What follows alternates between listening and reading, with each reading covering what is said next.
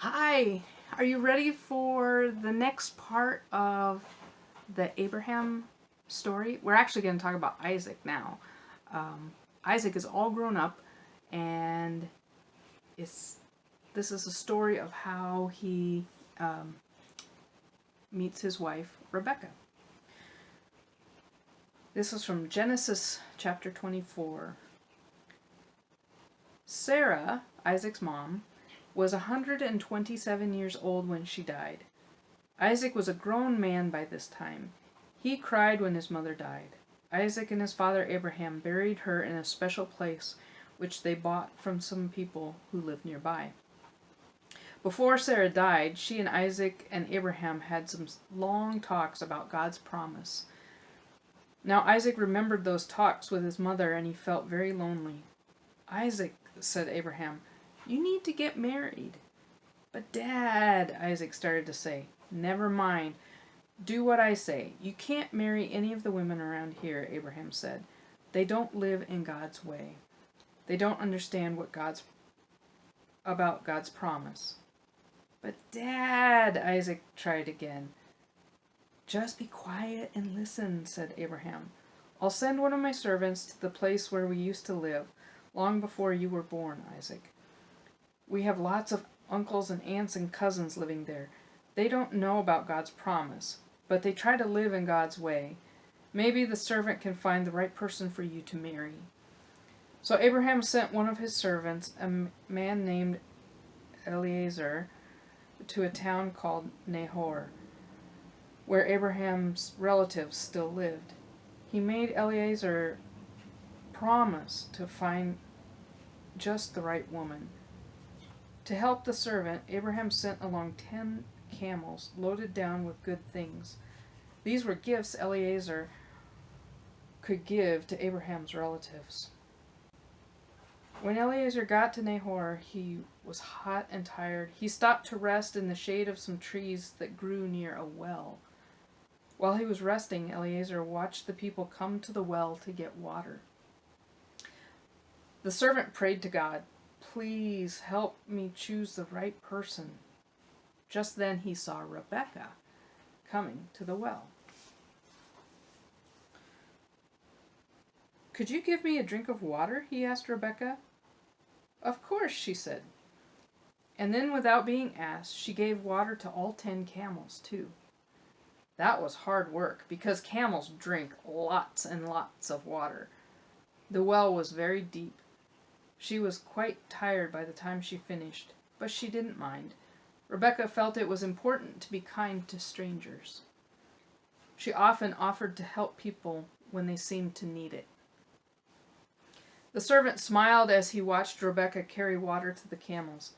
I think this is the woman God would like me to bring to Isaac, so they can share the promise together. Thank you, said Abraham's servant, when Rebekah had finished. Is there room at your house for me to spend the night? Of course, said Rebekah. We've got lots of rooms and food for you and your camels. There was lots to talk about at Rebekah's house that night. They invited Eliezer to have supper with them. Before he could eat, he had to tell them all the news about Abraham and Sarah and Isaac. And of course he explained why he had come. Rebekah's mother and her brother and all the rest of the family didn't know what to think. They talked about whether Rebekah should or shouldn't go. Nobody said, let's go ask Rebekah. Finally, they all agreed Rebekah should go. That's when Eliezer brought out all the wonderful gifts he had brought. He gave them all to Rebekah's family. They all talked as if it didn't matter what Rebekah thought. The next day, someone said, maybe we should ask Rebekah. So they did. I'll go, said Rebekah. Right now. Right now? Said her mother. Couldn't you wait for a week or so? No, I want to go right now, Rebekah insisted. The servant smiled to himself. She can think for herself, he thought. She's not only got a strong body, she's got a strong spirit, too. Rebekah and Isaac will like each other. The next morning they all left, the servant and his helpers and all 10 camels. and Rebekah and all her helpers. There were lots of hugs and tears and goodbyes, and then they set off. It took many days to get to where Isaac lived in Canaan. Rebekah didn't like riding on camels one bit. Sometimes she felt sick because the camels would sway back and forth. Once she had to throw up. Sometimes she hated the smell of the camels. Sometimes she was just plain bored. It was a long trip. One day Eliezer told her, "We're getting close to Canaan now." Rebekah began to get excited. When she saw a man walking in the field, she asked Eliezer, "Who's that?" "That," said Eliezer, "is Isaac. He's the man you have come to marry." "Make the camel kneel so I can get off," said Rebekah. Then she began walking across the field toward Isaac. Isaac saw Rebekah coming across the field. They had never seen each other before, and yet they knew they were going to be husband and wife. Both Rebekah and Isaac had thought of things they would say to each other when they met. Now neither could think of anything. They walked together toward the tent where Sarah, Isaac's mother, had lived. Rebekah and Isaac were married in that tent. In time, they came to love each other very deeply, and Rebekah often thanked God because of the promise that she and Isaac shared. The end. I wonder what you think of this story. What do you think of the servant Eliezer who has to go and find someone for Isaac to marry? He prays to God and asks God to show him and help him know who would be the right person. So this story is more about trusting God than it is about Isaac and Rebekah getting married. It's about listening to God and asking God to help us make really important decisions.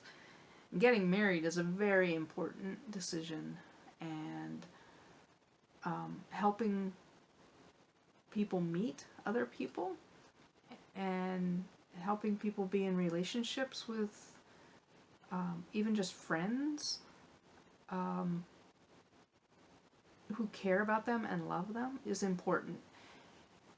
And so God invites us and helps us make friends and even to find a mate, like a husband or a wife or a spouse,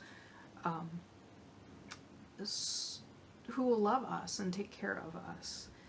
And God is always wanting us to be in good, healthy, loving relationships. So this story helps us to remember that when we have to make really important decisions, that we can pray to God to help us with those decisions, and to ask our friends and ask the people around us who love us to help us make those decisions too. What is something you want to ask God to help you with? Do you have something that you want? Something that you're hoping for? Something you want for your family or for your parent or someone you know?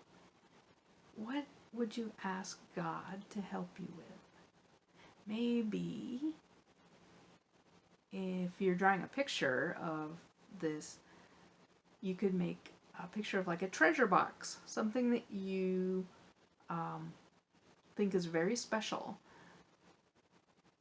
that you're asking for. You could place in the treasure box because you want to let God know how much you care about it.